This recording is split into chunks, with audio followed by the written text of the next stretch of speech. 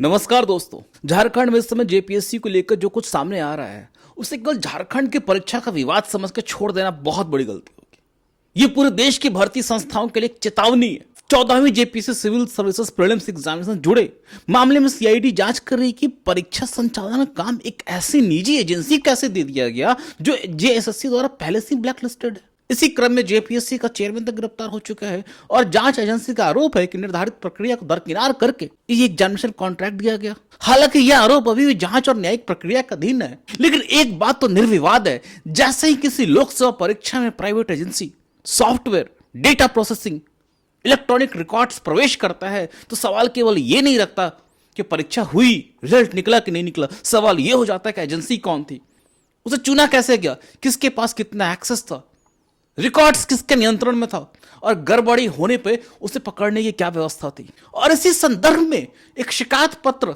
सामने आया, बहुत ही महत्वपूर्ण हो जाता है, जो आपके स्क्रीन पे भी दिख रहा होगा। उसने खुद को इवैल्यूएशन से जुड़ा हुआ परीक्षक बताने वाले व्यक्ति ने आरोप लगाया कि अयोग्य लोगों से कॉपी जांच करवाई जा रही थी। ये मामला जेपीएससी का है। कुछ कॉपीज पसंदीदा एग्जामिनर से जांच करवाई जा रही है और सबसे गंभीर आरोप है कि एग्जामिनर द्वारा दिए गए मार्क्स को कंप्यूटर के माध्यम से बदला जा रहा था, क्योंकि जेपीएससी में भी ओएसएम है, ऑन स्क्रीन मार्किंग। और मैं अभी इस पत्र की स्वतंत्र रूप से ऑथेंटिसिटी प्रमाणित नहीं कर रहा, न ही उसके आरोपों को सिद्ध तथ्य कह रहा हूं, लेकिन लोकतांत्रिक व्यवस्था में असली प्रश्न आरोप के सही या गलत होने से नहीं है।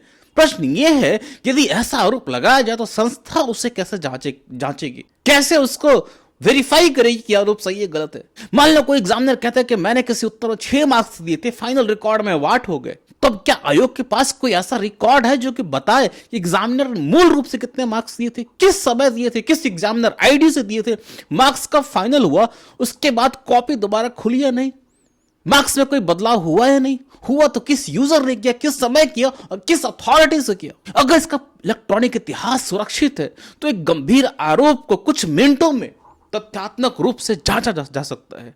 अगर ऐसा इतिहास नहीं है तो फिर पूरी व्यवस्था आखिर किसके भरोसे चल रही है। और यहीं से बीपीएससी का ऑन स्क्रीन इवैल्यूएशन ओएसएम को लेके मेरा सवाल शुरू होता है। सबसे पहले ओएसएम को एक साधारण भाषा में समझना जरूरी है, आम बच्चों के लिए जो नए हैं। बीपीएससी मेंस में अभ्यर्थी आज भी एग्जामिनेशन हॉल में कागज की फिजिकल आंसर बुक पे कलम से उत्तर लिखता है और वही कॉपी सबमिट करके आता है, लेकिन ओएसएम में जरूरी नहीं कि वही फिजिकल आंसर बुक एग्जामिनर के हाथ नहीं पहुंचे। आपकी आंसर बुक पहले स्कैन होती है, उसके पेजेस की डिजिटल इमेजेस बनती हैं, अभ्यर्थी की पहचान को किसी कोड, डमी नंबर या बारकोड से जोड़ा जाता है, फिर सॉफ्टवेयर के माध्यम से वह डिजिटल कॉपी किसी एग्जामिनर को अलोकेट होती है। एग्जामिनर अपने लॉगिन से उसे स्क्रीन पर खोलता है, उत्तर पढ़ता है और मार्क्स भी इलेक्ट्रॉनिकली एंटर करता है, कीबोर्ड पे दबा के।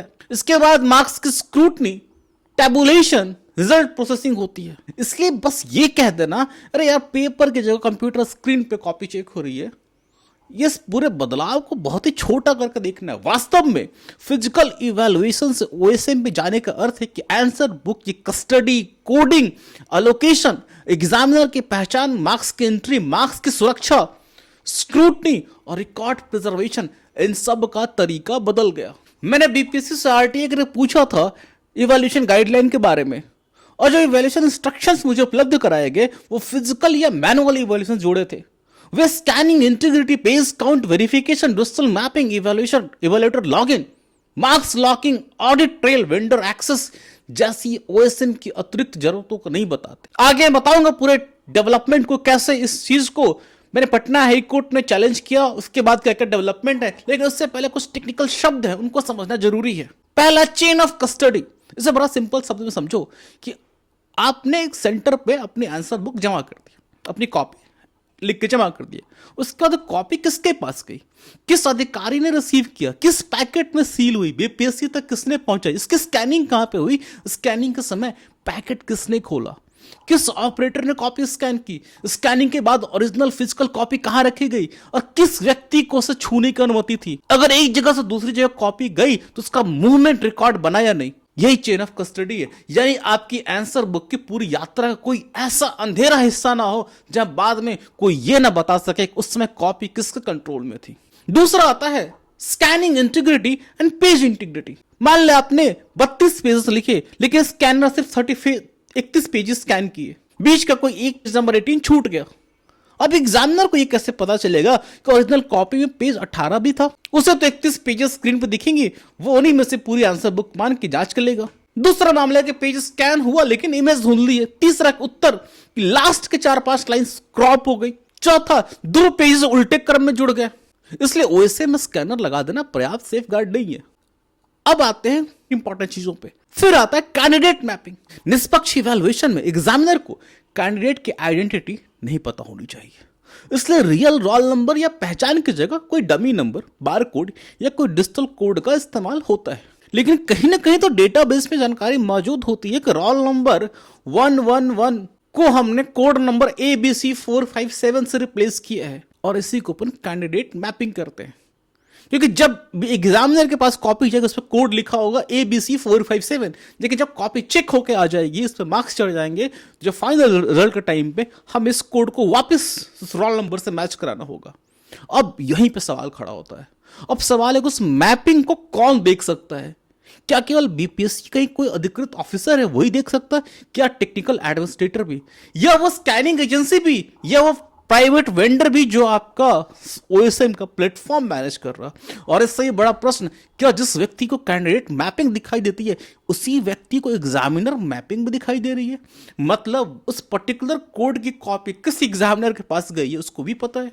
क्योंकि अगर किसी व्यक्ति को दोनों चीजें पता है तो जो एनोनिमिटी हम कहते हैं कि भैया कंप्लीटली ब्लाइंड असेसमेंट ब्लाइंड नहीं रहता। इसलिए केवल कैंडिडेट का नाम स्क्रीन से हटाना पर्याप्त नहीं है, आइडेंटिटी और एलोकेशन के बीच में संस्थागत दीवार भी चाहिए। कौन तय करता है कौन सी कॉपी किस एग्जामिनर को मिलेगी?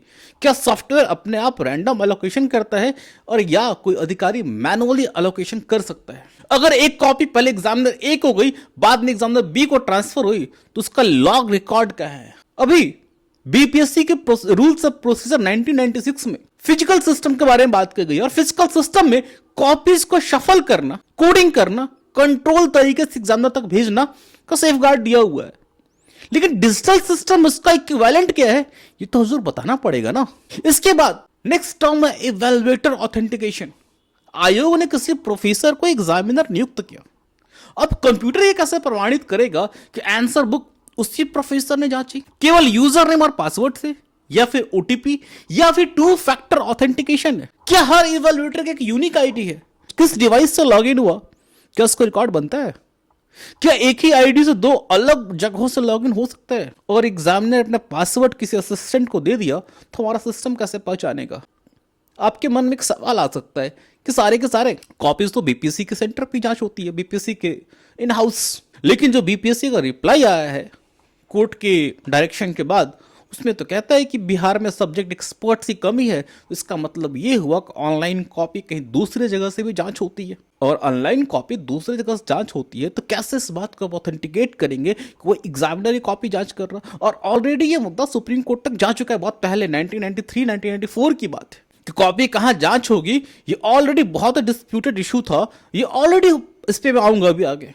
इसलिए डिजिटल इवैल्यूएशन में हमें इस बात का प्रमाण होना चाहिए, इस बात की अथॉरिटी होनी चाहिए कि कॉपी जो जांच रहा है वो वही एग्जामिनर जांच रहा है। तो what kind of authenticity mechanism we have? उसके बाद आता है रूल बेस्ड एक्सेस कंट्रोल। अब रूल बेस्ड एक्सेस कंट्रोल का सबसे सिंपल उदाहरण बैंक है।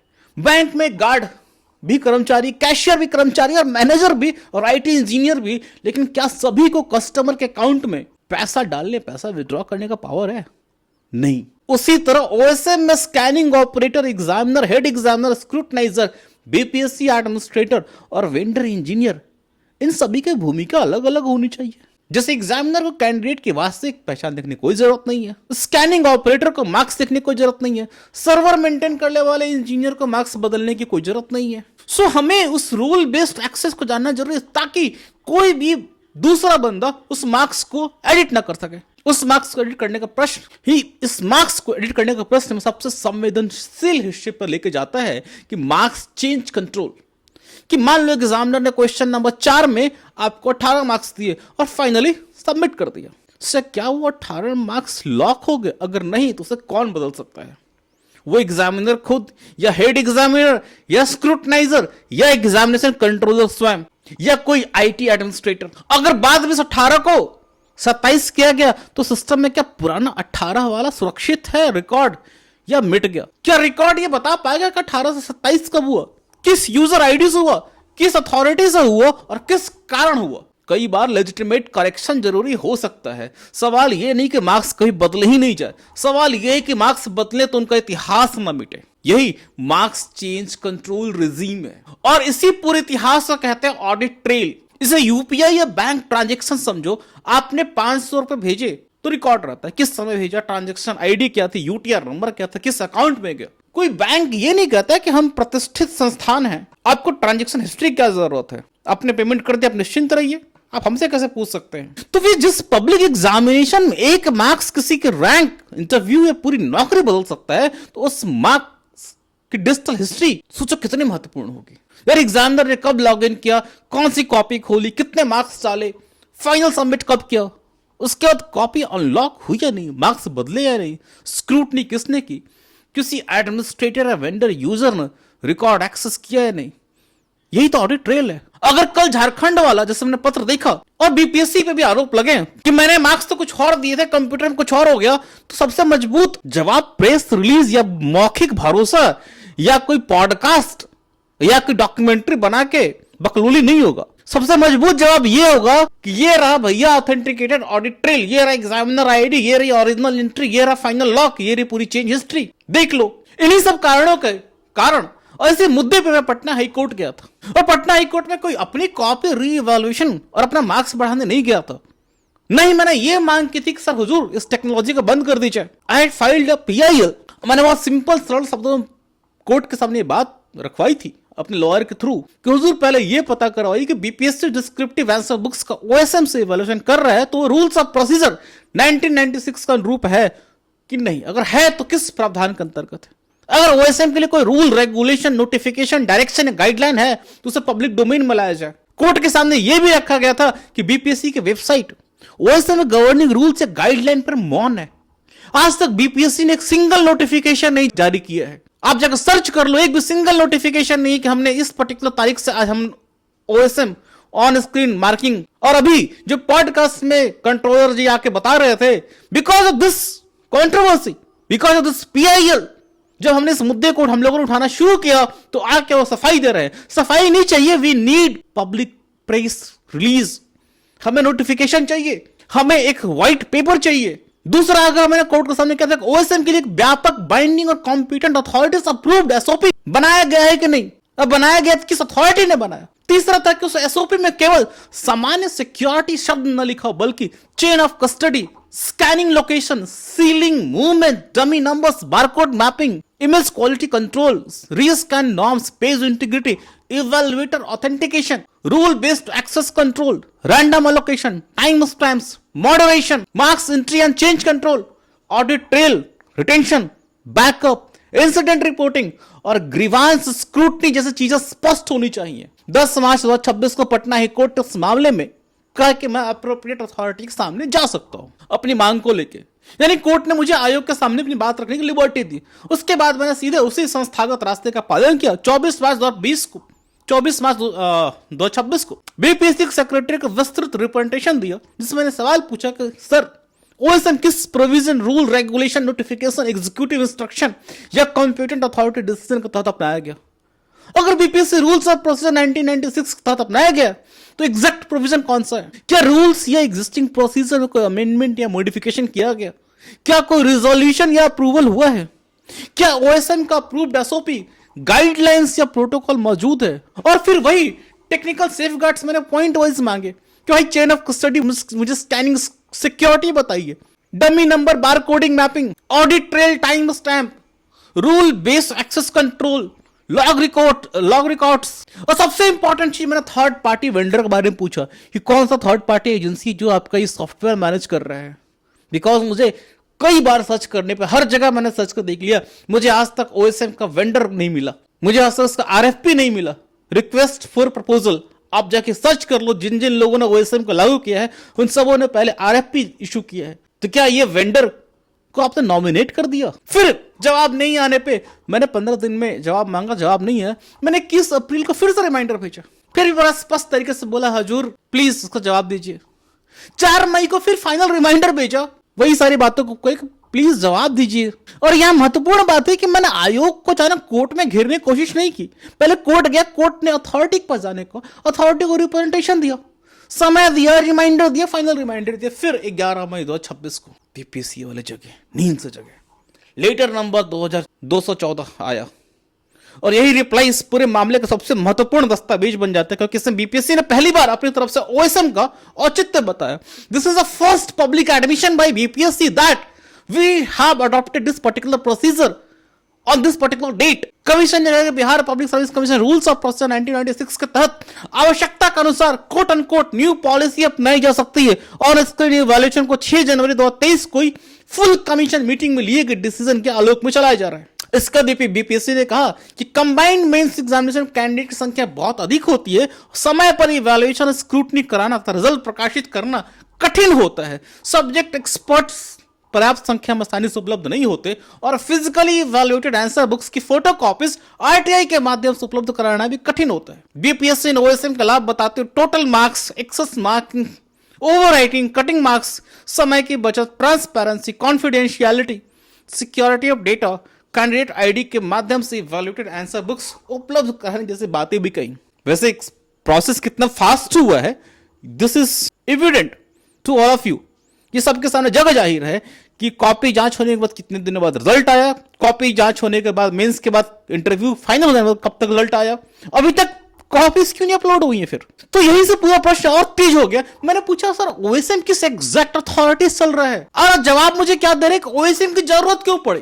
अरे मैंने पूछा था अप्रूव्ड एसओपी क्या है, अब जवाब में क्या बता रहे, ओएसएम समय बचाता है। अरे मैंने पूछा वेंडर कौन है, जवाब नहीं। मैंने पूछा ऑडिट ट्रेल कहां है, जवाब नहीं। मैंने पूछा मार्क्स चेंज कंट्रोल कहां है, जवाब नहीं। मैंने पूछा था कैंडिडेट मैपिंग और एग्जामिनर ऑथेंटिकेशन कैसे सुरक्षित है, जवाब नहीं।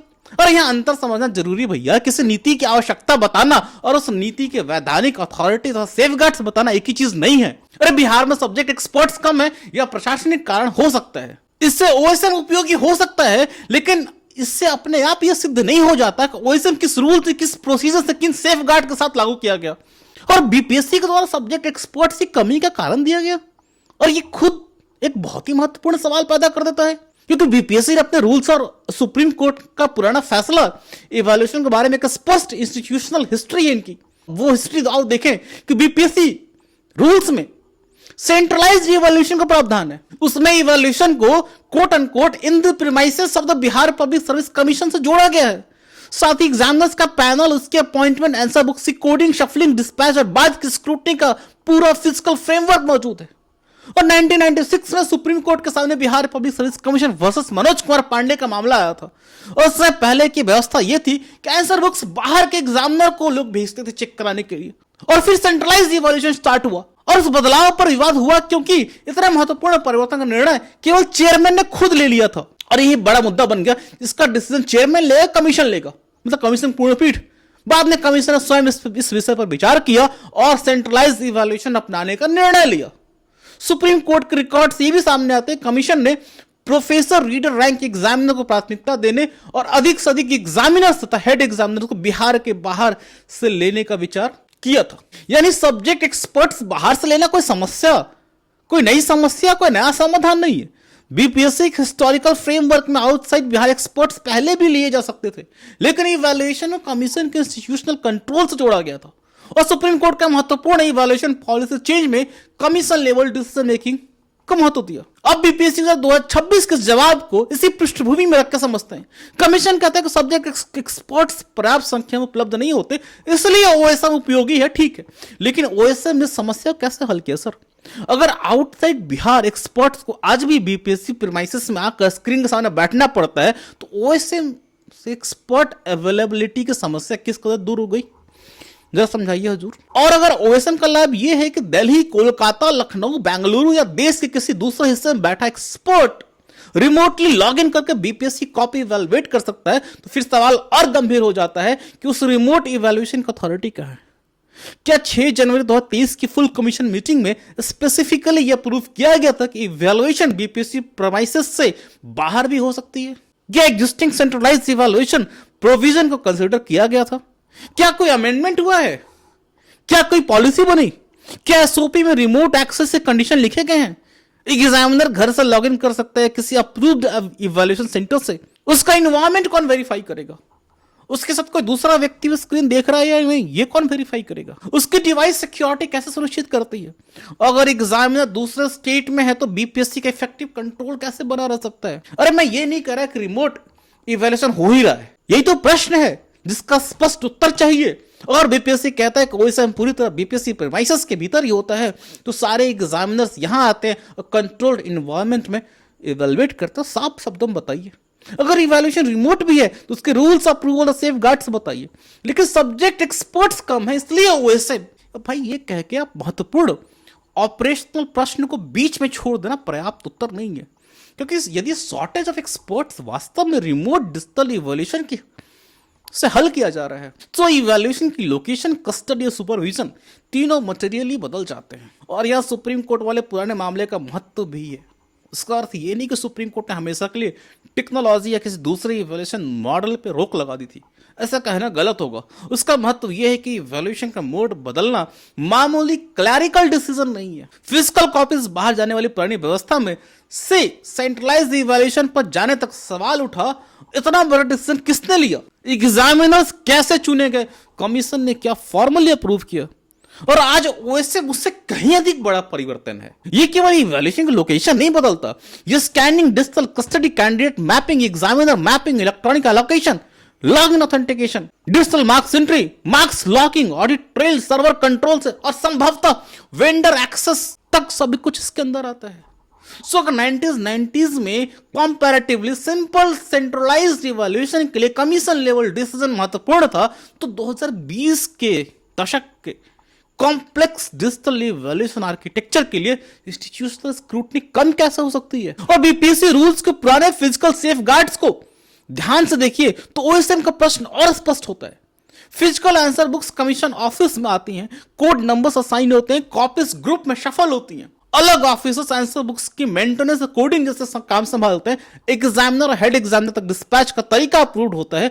इवैल्यूएशन के बाद डिकोडिंग होती है, मेरिट लिस्ट तैयार होती है, कमिटी स्क्रूटनी करती है, रिजल्ट अप्रूवल तक जाता है। ओएसएम में ये गायब नहीं हो जाती, लेकिन इनका स्वरूप बदल जाता है। फिजिकल कस्टडी अब फिजिकल प्लस डिजिटल कस्टडी बन जाती है। कोडिंग अब डेटाबेस मैपिंग बन जाती है। Physical dispatch of software allocation बन जाता है। ये जो मूवमेंट रजिस्टर अब इलेक्ट्रॉनिक लॉग बन जाता है। एग्जामिनर के फिजिकल सिग्नेचर या इनिशियल की जगह अब ऑथेंटिकेटेड इवैल्यूएटर आईडी और लॉगिन रिकॉर्ड चाहिए होता है। और यहां पे एक बात जानना बहुत जरूरी है कि अब एग्जामिनर, चीफ एग्जामिनर के सिग्नेचर या इनिशियल की जरूरत नहीं है। पहले जो कॉपीज मिलती थी उसके ऊपर फ्रंट पेज पे मार्क्स का टोटलिंग और टोटलिंग एग्जामिनर के द्वारा करके उस पर चीफ एग्जामिनर और एग्जामिनर का सिग्नेचर होता था। 17वीं बीपीएससी में तो बीपीएससी ने वो वाला पीजी हटा दिया। तो भाई हमें कैसे पता कि ये मार्क्स मेरे एग्जामिनर नहीं दिए हैं? इसको बीच में किसी ने एडिट नहीं किया क्या? ओएसएम में ट्रांसपेरेंसी मैकेनिज्म आया है कि ओएसएम में ब्लैक बॉक्स आया है? तो जब बीपीएससी रिप्लाई आने के बाद मैंने यही कहा कि ये जो ब्रॉड जस्टिफिकेशन है, आप जो मुझे औचित्य समझा रहा है ओएसएम का, सर ये पर्याप्त नहीं है। 16 जून को मैंने एक फॉलो अप रिप्रेजेंटेशन भेजा, उसमें कहा कि अगर कमीशन 6 जनवरी 2023 की फुल कमीशन डिसीजन पर भरोसा कर रहा है तो उसको सर्टिफाइड कॉपी दीजिए, उसकी मुझे एजेंडा नोट दीजिए, प्रपोजल दीजिए, फाइल नोटिंग अप्रूवल नोट दीजिए। अगर किसी एक्सपर्ट ने रिकमेंडेशन किया था ओएसएम का, तो मुझे एक्सपर्ट का रिकमेंडेशन दीजिए। वो आपके एसओपी कहां पे हैं? सेफ गार्ड्स के लिए एसओपी या policy, approved policies, guidelines, protocols, वो दीजिए। साथ ही सबसे महत्वपूर्ण मैंने पूछा कि सर, मैंने पूछा आपसे वेंडर वाला क्वेश्चन, आपका थर्ड पार्टी वेंडर कौन है? कौन इस प्लेटफॉर्म को मैनेज कर रहा है? आज तक मुझे नहीं बताया आपने। That is completely unanswered. अगर कोई एक्सटर्नल एजेंसी और software platform scanning, digitisation, storage, transmission, hosting, allocation, evaluation, marks entry, result processing या इवैल्यूएटेड आंसर बुक्स डिस्प्ले में शामिल है, तो उसका फ्रेमवर्क सामने आना चाहिए। और यह वेंडर क्वेश्चन बहुत इंपॉर्टेंट है। मान लो बीपीएससी कल फाइनल सुपरविजन करता है कि फिजिकल कॉपी स्कैन कोई प्राइवेट एजेंसी कर रही है, तो उस एजेंसी के लोग ओरिजिनल आंसर बुक्स तक पहुंच रखते हैं। और सॉफ्टवेयर किसी प्राइवेट कंपनी ऑपरेट करी तो सॉफ्टवेयर का एडमिनिस्ट्रेटर कौन है? खास करके जो वेंडर वाला एंगल, स्पेशली एईडीयू एग्जामिनेशन के बाद जो बायोमेट्रिक्स वाला केस हुआ है, it has become very sensitive. ये स्कैन्ड आंसर बुक्स और डेटाबेस टेक्निकली किसके कंट्रोल में है? कैंडिडेट मैपिंग किसके पास में? एग्जामिनर क्रेडेंशियल कौन बनाता है? बैकअप किसके पास में है? मार्क्स डेटाबेस में टेक्निकल एडमिनिस्ट्रेटर की परमिशन क्या क्या है? हो सकता है बातें टेक्निकल आपको लग रही हो, लेकिन समझने का प्रयास कीजिएगा ये सारे उस चीज सिक्योरिटी प्रोटोकॉल से जुड़ी हुई है। इसलिए वेंडर केवल प्रिंटर या स्टेशनरी सप्लायर नहीं है। अगर वो scanning, hosting, allocation, marks, data या ऑडिट लॉग से जुड़ा है तो भैया डिजिटल चेन ऑफ कस्टडी का बहुत ही इंपॉर्टेंट क्वेश्चन है। सो फॉलो अप रिप्रेजेंटेशन में नहीं पूछा क्या एक्सटर्नल वेंडर है, उसका नाम क्या है, आपने tender, RFP, e tender, work order, agreement, MOU, contract की कॉपी कहां पे है, उसका स्कोप ऑफ वर्क क्या है, कॉन्ट्रैक्ट कितने समय का है, कॉन्फिडेंशियलिटी और डेटा प्रोटेक्शन क्लॉजेस क्या क्या। आपने लिख दिया मुझे जवाब में, पहले वाली चिट्ठी में लिखा था डेटा की गोपनीयता रहती है। कैसे मान लें डेटा गोपनीयता रहती है? आपके पास ऑडिट और पेनल्टी क्लॉजेस क्या क्या है, सर्वर और डेटा बीपीएससी कंट्रोल में है कि नहीं, वेंडर के scanned script, candidates mapping, examiner mapping, two factor authentication. So मामला बहुत ही संवेदनशील, बहुत ही गहरा है। और मेरी जो सवाल है ना, मुझे ये किसी आउट ऑफ क्यूरियोसिटी, मुझे किसी सॉफ्टवेयर के सीखने की जिज्ञासा नहीं है, नहीं मैं सीखना चाहता हूं, न किसी परीक्षा की गोपनीय में जानकारी मांगना है। भाई एग्जामिनर का नाम कॉन्फिडेंशियल हो सकता है, पासवर्ड कॉन्फिडेंशियल, इंक्रिप्शन की कॉन्फिडेंशियल है, सिस्टम की वल्नरेबिलिटी कॉन्फिडेंशियल हो सकती है, लेकिन वेंडर है या नहीं, प्रोक्यूरमेंट किस प्रोसेस से हुआ, स्कोप ऑफ वर्क क्या है, डेटा का फाइनल कंट्रोल किसके पास है, ऑडिट रिस्पॉन्सिबिलिटी किसके पास है, ये लोकतांत्रिक जवाबदेही का प्रश्न है। और यहां पे एक और बहुत ही महत्वपूर्ण वेरीफाइड इंफॉर्मेशन बता रहा हूं, जो एग्जामिनर कॉपी चेक करने के बाद अगर उसने 50 दिन, 60 दिन, 70 दिन, 80 दिन कॉपी चेक किया तो पर डे वो अपने आंसर्स को साइन नहीं करता कि मैंने आज इतने क्वेश्चंस चेक किए, मैंने आंसर्स मैंने इनका अवॉइड किए हैं। On the last day of his evaluation, जब सारे कॉपी चेक करने के बाद उनको एक दिन बुलाया जाता है, सबका वो लिस्ट पकड़ा के एक बार में साइन करा लिया जाता है। तो भाई कैसे उसको याद रहे 90 दिन पहले, 100 दिन पहले मैंने किस आंसर में, किस कॉपी में कौन सा आंसर दिया था? कहीं जानबूझ को तो नहीं किया जा रहा है। आप कितना भी खोज के देख लो टेंडर वाला, मैंने जितने भी सर्च किया, कई सारे अनस्टेट पीसीएस के, whether it's UK PSC, whether it's Tamil Nadu, you will get RFP. आपको मध्य प्रदेश वाले का भी लिंक मिल जाएगा, लेकिन बीपीएससी का नहीं मिल सकता। Not a single notification you will get. बाकी आप देखो बीपीएससी के यहाँ पे फोटो कॉपी के मंगाने वाली मशीन है, उसका भी टेंडर है, उसका भी टेंडर आपको वेबसाइट में मिल जाएगा। आखिर who is managing this particular tender? और सबसे बड़ा बात है कि जब इतने बड़े इवोल्यूशन आर्किटेक्चर में इतना बड़ा चेंज हुआ तो कैंडिडेट्स कम्युनिकेट क्यों नहीं किया गया? आज तक बीपीएससी ने क्या पब्लिकली इस बात को एक्सेप्ट किया, ऑफिशियल नोटिफाई किया? आपके पास ऑफिशियल नोटिफिकेशन का नाम पे बीपीएससी का एक, जो हर बार मेंस के कॉपी जांच होने के रिजल्ट आने से पहले और फाइनल रिजल्ट आने के बाद एक नोटिफिकेशन आता है कि आप अपनी लॉगिन आईडी, यूजर पासवर्ड से कॉपी डाउनलोड कर सकते हैं। But did ever BPSC announce that we are substantially changing our the revaluation procedure? Sir centre बदलता है तो नोटिस आता है, एडमिट कार्ड इंस्ट्रक्शन बदलता है तो नोटिस आता है, ओएमआर बनाया ऑप्शन आता है तो पब्लिक नोटिस आता है। सो लगातार ये फॉलो अप करने के बाद भी आज तक मुझे जवाब नहीं मिला। 3 बार अभी तक रिमाइंडर भेज चुका हूं, 29 जून, 31 जुलाई फॉलो अप रिप्रेजेंटेशन के बाद, बट इनके पास बाकी चीजों के लिए टाइम है। ये निकाल सकते हैं कि किस बंदे का फोटो सहित ये हमारे बारे में अफवाह फैला रहा है। ये डॉक्यूमेंट्री बना सकते हैं, ये बकैती काट सकते हैं, बकलोली कर सकते हैं, but they can't have a legal answer for this specific very sensitive to establish the credential of this particular institution. But इनके पास इसके जवाब नहीं है, और यही से मामला ओएसएम से बड़ा होकर लोकतांत्रिक जवाबदेही का मामला बन जाता। यार बीपीएससी कोई प्राइवेट कोचिंग संस्था नहीं है, ये संविधान के अंतर्गत बनी पब्लिक सर्विस कमीशन है। उसकी स्वायत्ता बहुत महत्वपूर्ण है, क्योंकि भर्ती और मेरिट लिस्ट को राजनीतिक सरकार के अनुचित हस्तक्षेप से बचाना जरूरी है। लेकिन एक बुनियादी फर्क समझना होगा, संवैधानिक स्वायत्ता का अर्थ सरकार से फ्रीडम है, जनता के प्रति जो उनकी जवाबदेही है उससे फ्रीडम नहीं है। कॉन्स्टिट्यूशनल बॉडी का दर्जा यह कहने का लाइसेंस नहीं कि हम जो कर रहे हैं उस पर सवाल मत पूछिए। उल्टा जितनी बड़ी आपकी सार्वजनिक शक्ति है उतना मजबूत इंस्टीट्यूशनल रिकॉर्ड होना चाहिए। अरे बीपीएससी तय कर दे कि बिहार की पब्लिक सर्विस में कौन प्रवेश करेगा। अरे 1 मार्क कैंडिडेट का रैंक बदल सकता है, 1 मार्क इंटरव्यू कॉल रोक सकता है, 1 मार्क वर्षों की तैयारी का परिणाम बदल सकता है। तब उस मार्क्स तक पहुंचने का डिजिटल जर्नी का ऑडिटेबल होना कोई लग्जरी नहीं है। और मैं कोई डायरेक्ट आरोप भी नहीं लगा रहा कि बीपीएससी मार्क्स बदल दिए, वैसे मेरे पास कोई ऐसा एविडेंस भी नहीं है। और मैं ये भी नहीं कह रहा कि ओएसएम इनहेरेंटली गलत या करप्ट टेक्नोलॉजी है। हो सकता है ओएसएम बहुत अच्छा हो सकता है इससे एरर्स कम हो सकते हैं, हो सकता है रिजल्ट जल्दी आता हो, शायद फ्यूचर में जल्दी आ जाए, हो सकता है बेहतर सब्जेक्ट एक्सपर्ट्स तक पहुंच मिलती हो। लेकिन सर टेक्नोलॉजी खराब गवर्नेंस को सही नहीं कर सकता, टेक्नोलॉजी नियत को सही नहीं कर सकता। इसलिए हमें जानबूझ के हमारे यहाँ पे इंस्टीट्यूशनल डिजाइन लगाए जाते हैं ताकि कोई करप्शन करना चाहे तो नहीं कर पाए। इस तरह हम सेफ गार्ड्स लगाते हैं, इसको अपन इंस्टीट्यूशनल डिजाइन कहते हैं। सो यहाँ पे एक बहुत बहुत संवेदनशील मामला यह है कि क्या अभी जो एग्जाम हुआ जिसको लेके कोई पब्लिकली सेफ गार्ड्स, एसओपी, कोई रूल्स कुछ भी नहीं पता, क्या उस पूरे एग्जाम के जितने भी कॉपीज किए हैं क्या उनके ऑडिट ट्रेल का किसी independent cyber expert from IIT या फिर कोई इंडिपेंडेंट इन्फोसिस, टीसीएस जैसी बड़ी कंपनी से कोर्ट मॉनिटर्ड या फिर रिटायर्ड जजेस, हाईकोर्ट जजेस के अंडर में एक कमेटी बना के इनका इंडिपेंडेंट साइबर ऑडिट ट्रेल होना चाहिए। और इस इंडिपेंडेंट साइबर ऑडिट ट्रेल होने के बाद ही अगर सब कुछ सही आता है तो ठीक है, सिस्टम इज कंप्लीटली फाइन, आप कंप्लीटली अपने एसओपी बनाइए, सब कुछ सही कीजिए। और अगर नहीं, अगर इंडिपेंडेंट ऑडिट ट्रेल में, लॉग डेटा में अगर छेड़छाड़ है, सेफगार्ड्स मैनेज किए गए हैं, प्रोसीजर्स को मैनेज किए गए हैं, कॉम्प्रोमाइज हुए हैं, तो फिर मामला बहुत ही संवेदनशील बन जाता है। किसी के पास कोई अधिकार नहीं है छात्रों का भविष्य खिलवाड़ करे। सो ये टेम्पर एविडेंट रिकॉर्ड्स की हम मांग कर रहे हैं, ये अकाउंटेबिलिटी की मांग है। मैंने हुजूर आपसे अकाउंटेबिलिटी का मांग किया है, मैंने आपसे ये नहीं पूछा कि ये प्रोसेस यूजफुल है कि नहीं, मैंने यूजफुलनेस नहीं पूछा था, मैंने अकाउंटेबिलिटी पूछा था, मैंने सुविधा नहीं पूछा था, मैंने अथॉरिटी पूछा था, मैंने स्पीड नहीं पूछी थी, मैंने सेफ गार्ड्स पूछे थे, मैंने सेक्रेसी तोड़ने को नहीं कहा था, मैंने सेक्रेसी के भीतर ऑडिटेबिलिटी की मांग की थी। और लोकतंत्र में यह कोई असाधारण मांग नहीं है, ये न्यूनतम मांग है। अरे आप ओएसएम चाहते हैं चलाइए ना, ओएसएम रखिए ना, देश भर के सबसे अच्छे सब्जेक्ट एक्सपर्ट जोड़ना चाहते हैं जोड़िए ना, टेक्नोलॉजी से वर्जन तेज और बेहतर होती है, वी वेलकम इट। लेकिन फिजिकल सेफ गार्ड्स हटें तो उसका डिजिटल इक्विवेलेंट दीजिए ना, फिजिकल कस्टडी बदली तो चेन ऑफ कस्टडी मजबूत कीजिए।